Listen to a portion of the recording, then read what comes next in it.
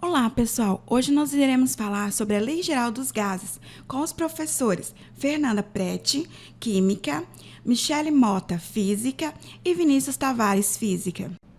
Primeira lei: transformações isotérmicas. São chamadas transformações isotérmicas as transformações que ocorrem em temperatura constante.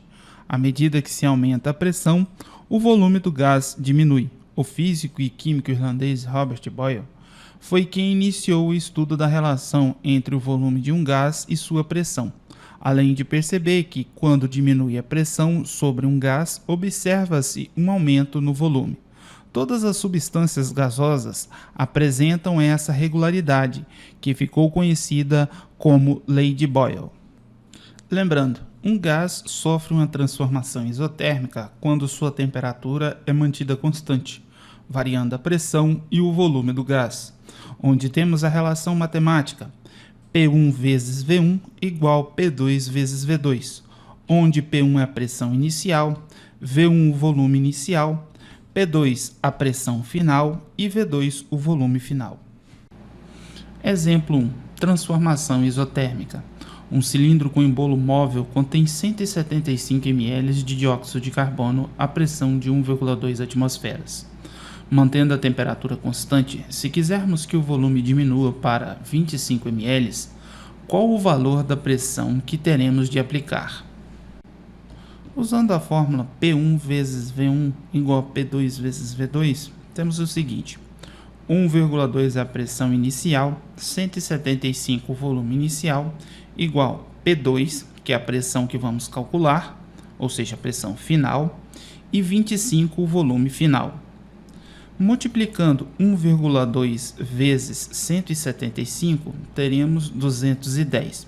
Organizando P2 vezes 25, vamos ter 25 vezes P2. Se tratando de uma regra básica de matemática, o que multiplica passa dividindo. Então, teremos 210 dividido por 25, onde o resultado da pressão que teremos que aplicar para que o volume passe de 175 ml para 25 ml será de 8,4 atmosferas. Exemplo 2. Transformação isotérmica. Uma certa massa de gás é mantida com temperatura constante. Apresenta 270 cm3 de volume, confinados em uma pressão de 1.710 mm de mercúrio. Qual o volume final da mesma massa de gás quando a pressão passa para 6.156 mm de mercúrio? Usando a fórmula da transformação isotérmica, temos P1 vezes V1 igual a P2 vezes V2. Substituindo os valores, 1.710 a pressão inicial, 270 o volume inicial, 6.156 a pressão final e V2, que é o que queremos calcular. Multiplicando 1.710 vezes 270, temos o valor de 461.700. Do outro lado do igual ficará repetido 6.156 vezes V2. Como 6.156 está multiplicando V2, ele passará dividindo. Então, teremos 461.700 dividido por 6.156. Portanto, o volume final, após aplicar a pressão de 6.156 mm de mercúrio, será de 75 cm3. Segunda lei: transformações isobáricas.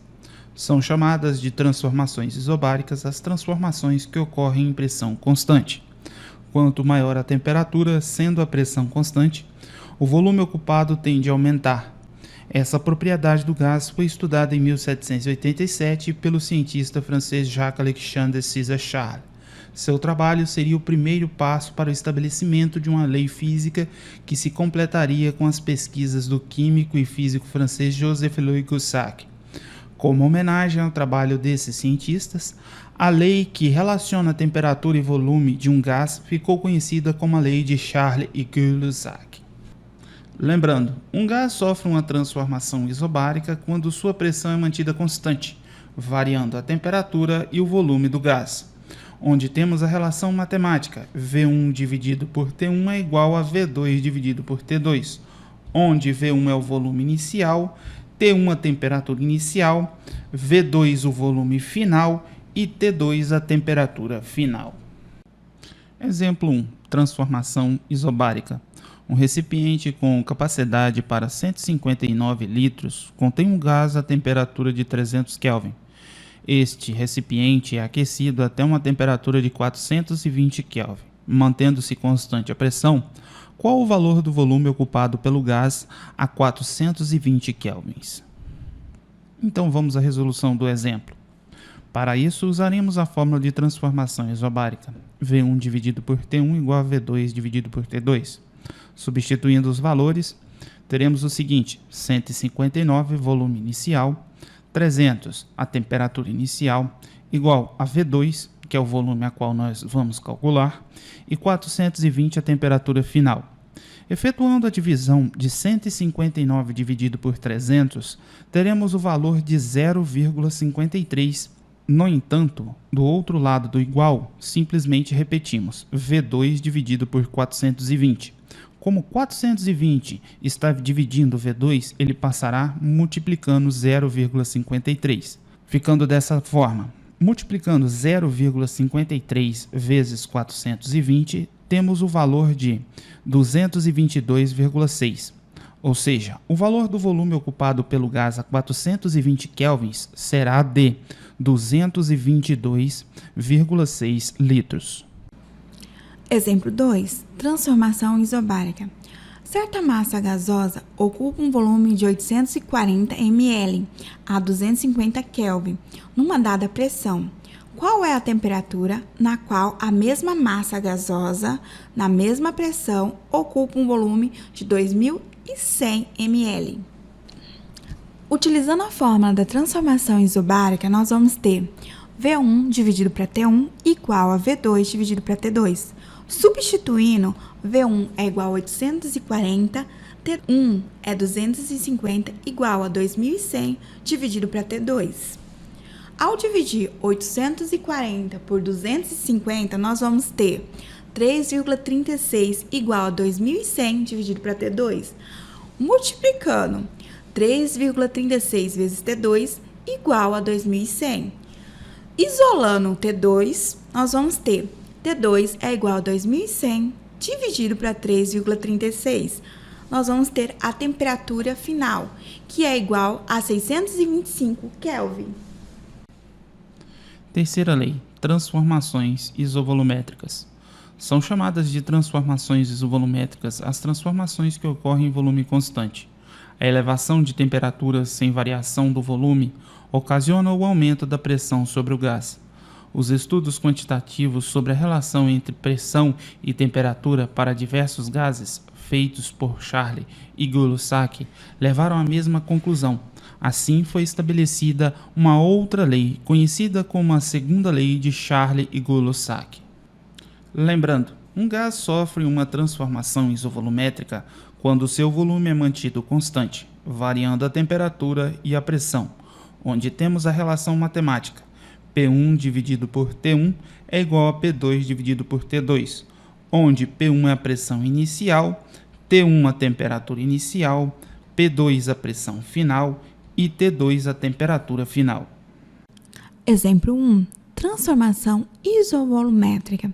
Um recipiente fechado contém hidrogênio a uma temperatura de 275 Kelvin e uma pressão de 660 milímetros de mercúrio.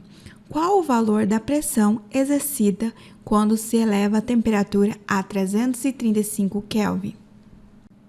Utilizando a fórmula da transformação isovolumétrica, nós vamos ter P1, que é a pressão inicial, dividido para T1, que é a temperatura inicial, igual a P2, que é a pressão final, dividido para T2, que é a temperatura final.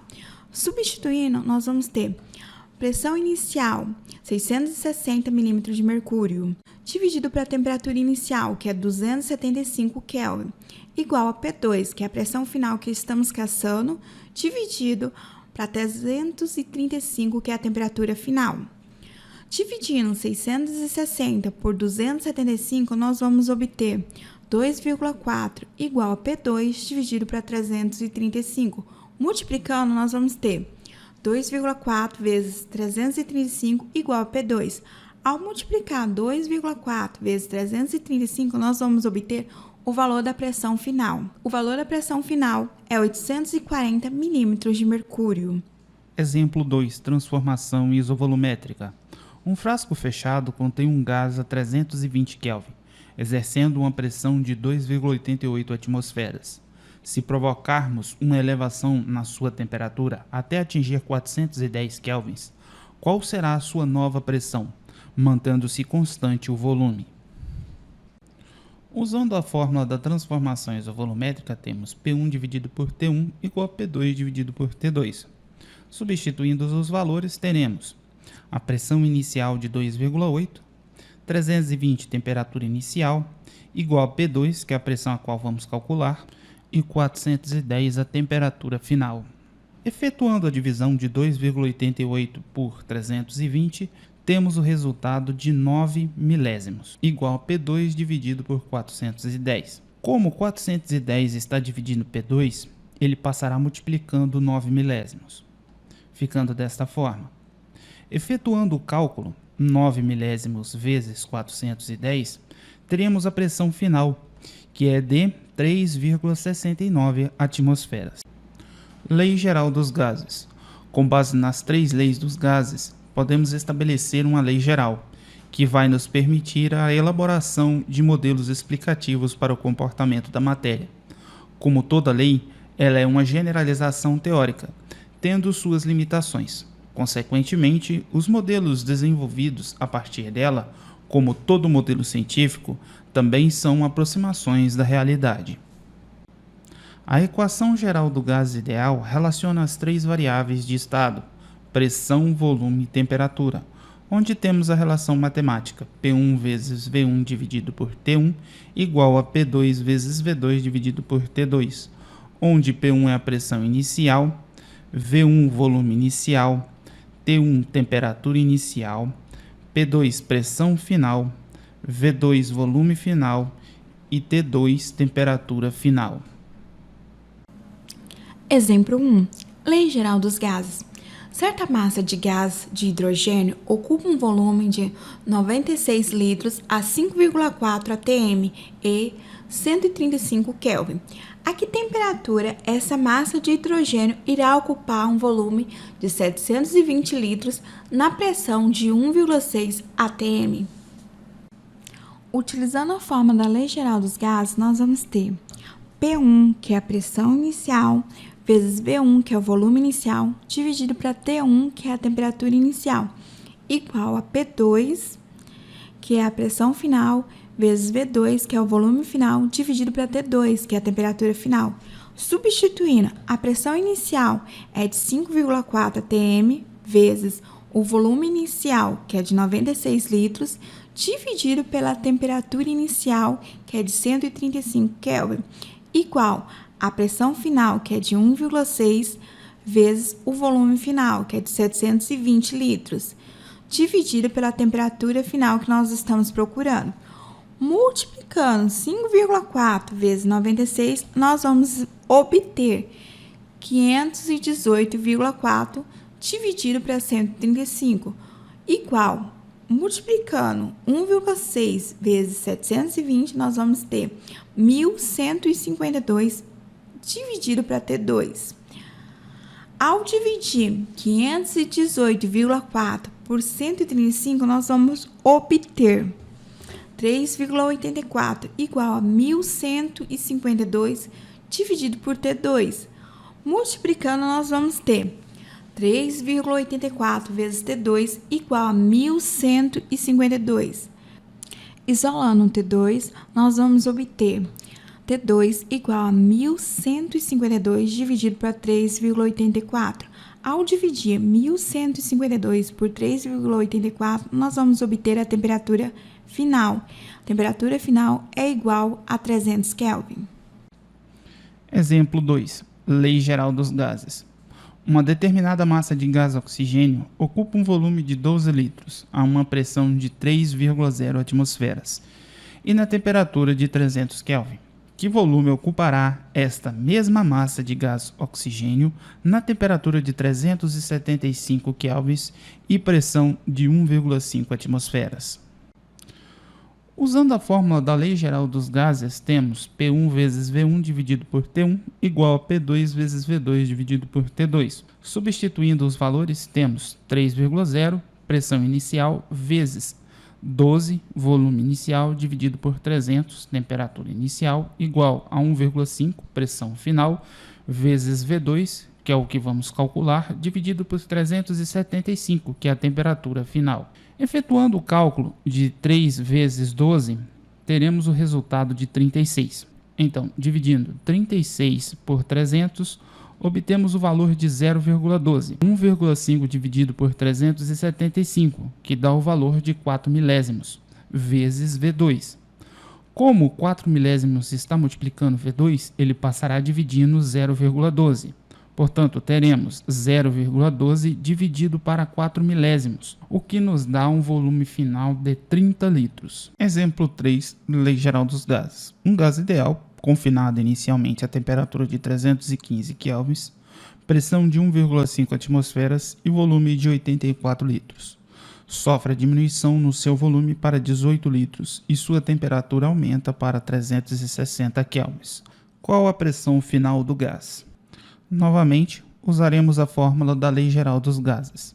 P1 vezes V1 dividido por T1 igual a P2 vezes V2 dividido por T2, onde temos 1,5 pressão inicial, 84 volume inicial, 315 temperatura inicial, P2 pressão final do gás, volume final 18 e a temperatura final de 360. Multiplicando 1,5 vezes 84, temos o valor de 126. Efetuando as divisões, 126 por 315 temos 0,4. A divisão de 18 por 360 dá 5 centésimos. Como 5 centésimos está multiplicando P2, ele irá passar dividindo 0,4.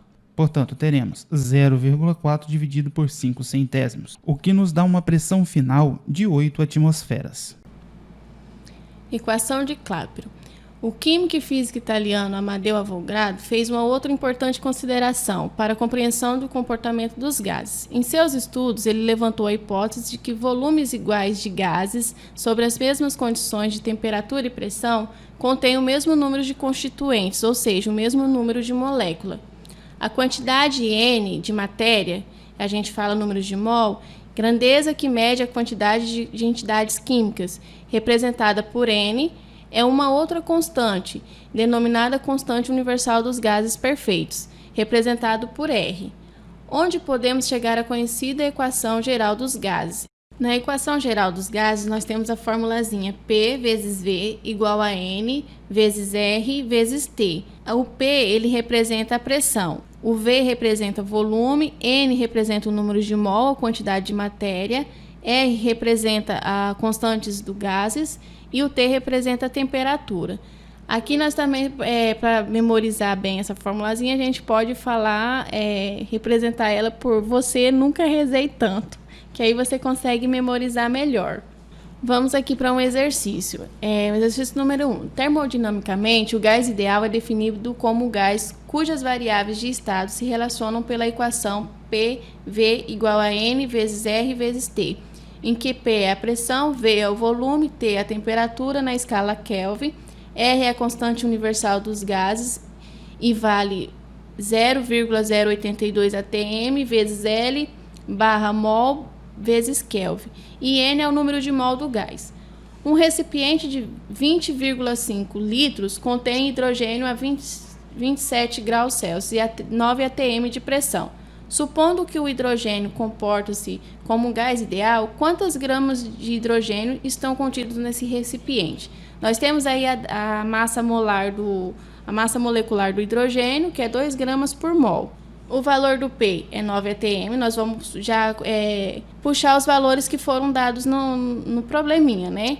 P é igual a 9, que está falando aqui que é 9 atm de pressão. Volume é 20 litros e meio, tem que ser em litros. A temperatura está em graus Celsius, como ela tem que estar em Kelvin, a gente tem que transformar para Kelvin. É 27 mais 273, que é igual a 300 Kelvin. A constante universal dos gases, quando a pressão está em ATM, ela é 0,082 ATM vezes litro, barra, mol, Kelvin. Bom, aí nós temos a equação geral dos gases, né? Agora vamos substituir os valores.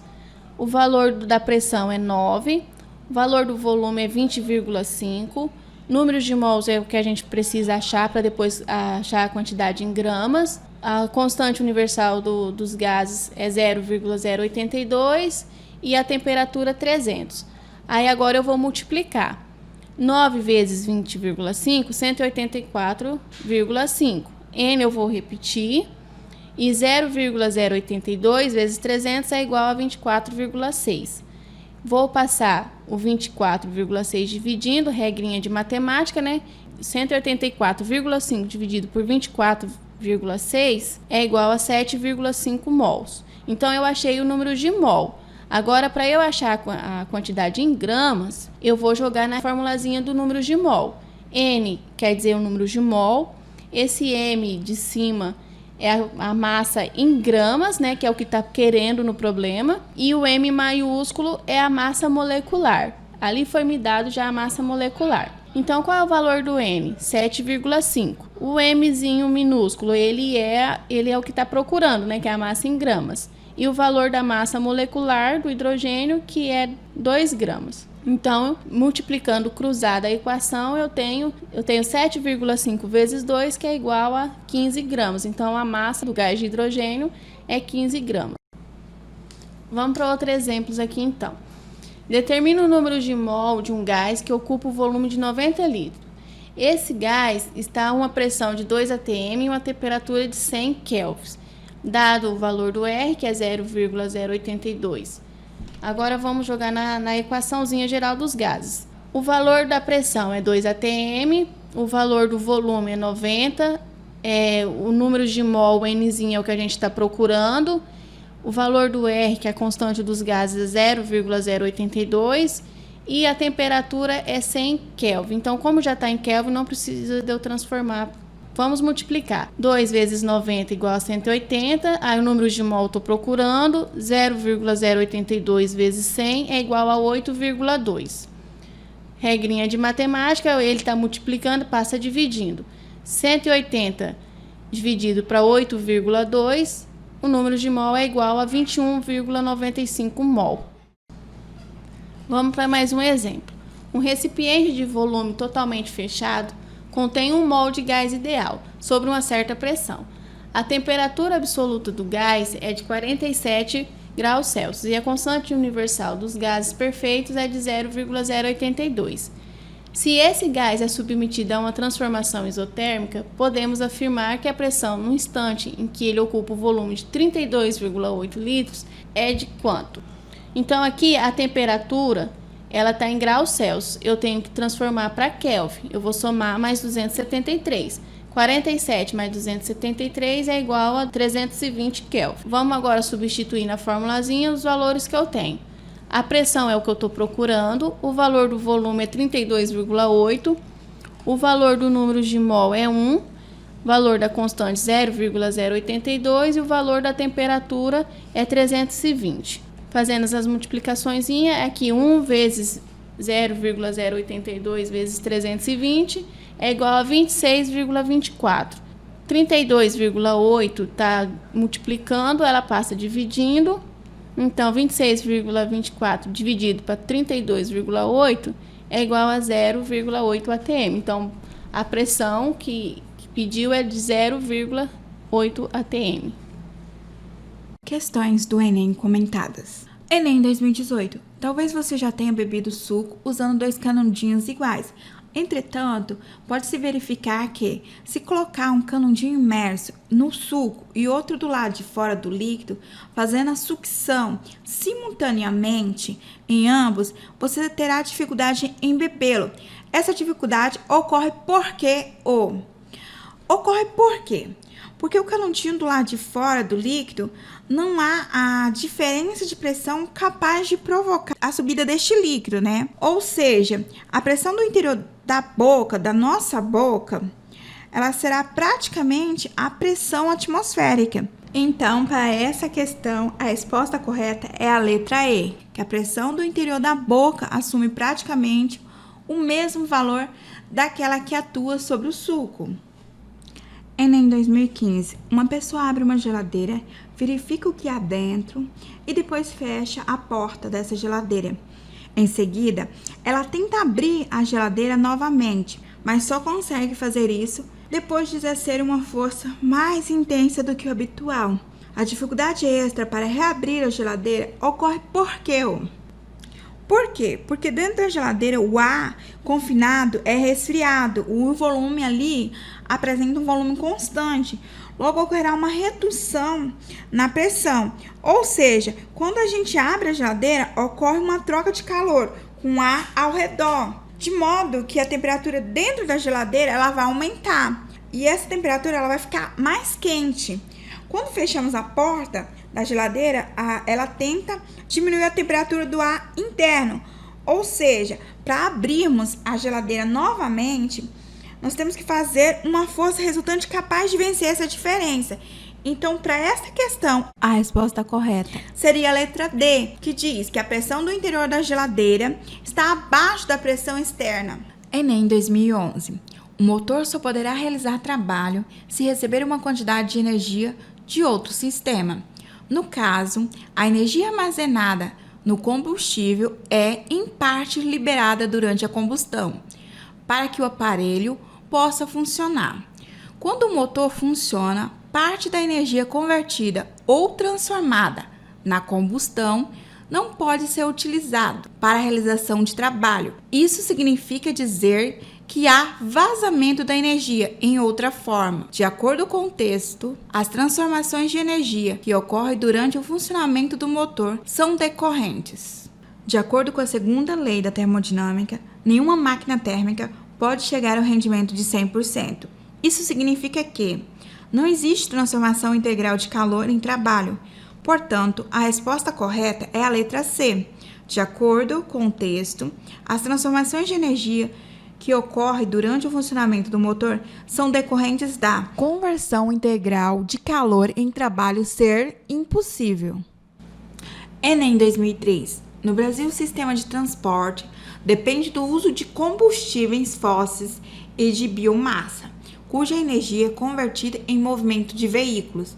Para esses combustíveis, a transformação de energia química em energia mecânica acontece. De forma resumida, o motor de um carro funciona da seguinte forma: os motores são adicionados por uma fagulha que provoca uma pequena explosão de combustível misturando com ar comprimido, reação que é realizada nos cilindros.